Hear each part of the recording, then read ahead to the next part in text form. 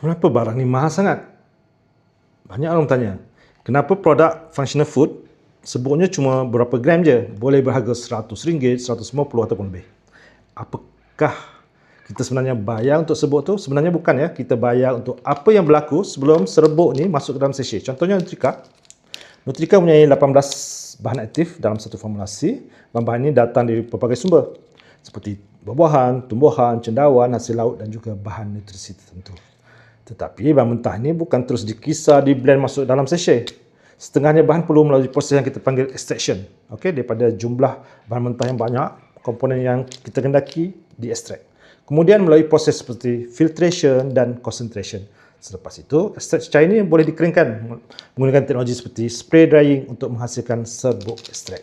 Jadi, 3 gram produk akhir ini tidak semestinya bermaksud hanya 3 gram bahan mentah digunakan. Bahan mentah yang diperlukan boleh jauh lebih banyak. Mungkin 1 bakul, mungkin 1 tan. Ia bergantung kepada jenis bahan dan juga nisbah ekstraknya. Kemudian datang pula bahagian yang sangat penting, formulasi. Baiklah, 18 bahan aktif tak boleh mencampur je.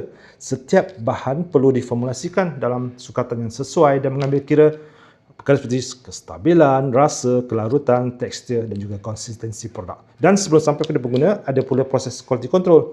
Bahan mentah perlu dikawal, produk perlu diuji dan setiap batch perlu memenuhi spesifikasi yang ditetapkan oleh pengilang.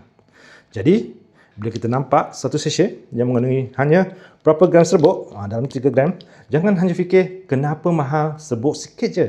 Sebab kita sebenarnya tak nampak keseluruhan proses di belakang produk tu.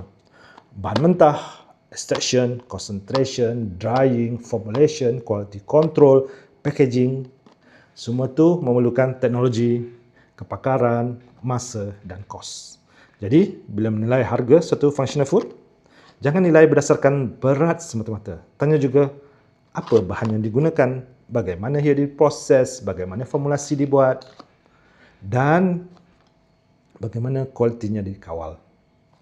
Barulah kita faham kenapa sekecil-kecil sachet pun boleh mempunyai nilai yang besar.